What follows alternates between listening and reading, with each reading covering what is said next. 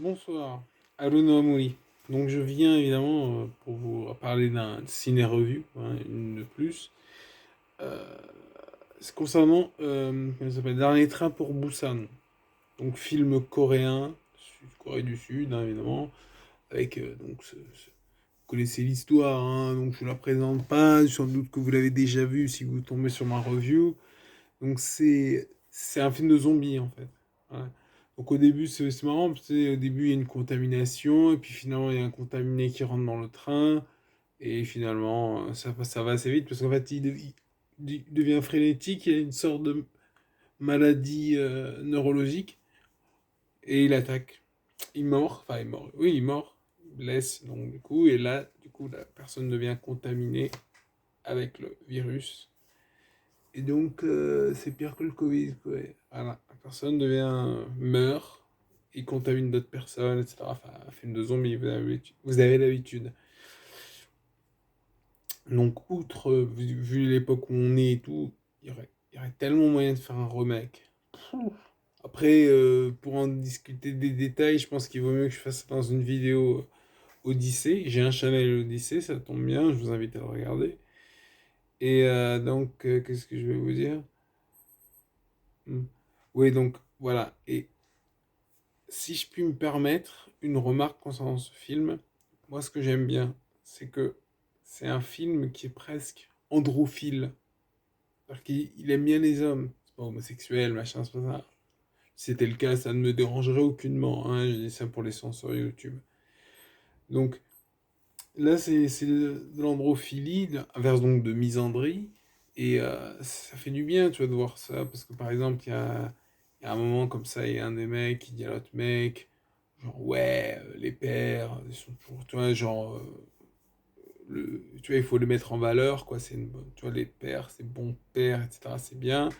Je me rappelle plus les mots qu'il emploie exactement, mais il parle notamment du sacrifice. Il faut que les pères se sacrifient pour leurs enfants et tout.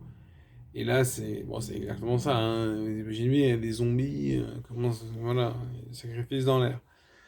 Et donc, alors hmm, j'avale ma salive, excusez, donc vous voyez.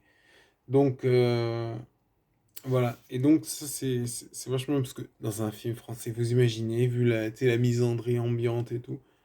Bon, déjà, si un homme, il fait pas de féminicide, c'est un petit miracle. Si il abuse pas de ses enfants et tout, on fait putain, le père de l'année. Alors, les films français, non, bon, c'est une espèce comme ça, le féminisme ambiant. Bon, et donc là, ça change et c'est bien, c'est bien. Ah, ah. Et donc, en plus, la fin, elle est vachement émouvante, elle est touchante. Et tu vois, le personnage du cogneur, le mec, avec son bouclier, une sorte de matraque, comme ça, de massue plutôt, de batte de baseball.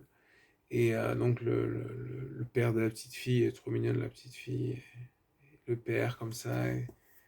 Ah, c'est encore émouvant. Là, j'en parle, j'en ai la chair de poule. Très émouvant. Donc, je vous invite, si vous ne le connaissez pas, à regarder ce film que j'ai vu sur. Ah, voilà, t'as compris. Mais j'ai pas encore reçu de. Je parle d'Amazon Prime. Amazon Prime Vidéo, j'ai pas encore reçu de message. Je pensais qu'ils allaient me faire un pont en or, me dire ouais, vas-y, fais des vidéos pour nous vanter, tout ça. Je sais pas, ils ont dû oublier. Il faudra que je leur envoie un message. De toute façon, il faut que j'envoie des messages, des mails. Je le ferai demain, je suis fatigué, hein. Voilà. Voilà, j'ai regardé quelques vidéos complotistes, hein, et je vous salue, à la prochaine. Bonne nuit, et à la prochaine. Abonnez-vous, likez, partagez, faites-vous plaisir. Allez, ciao.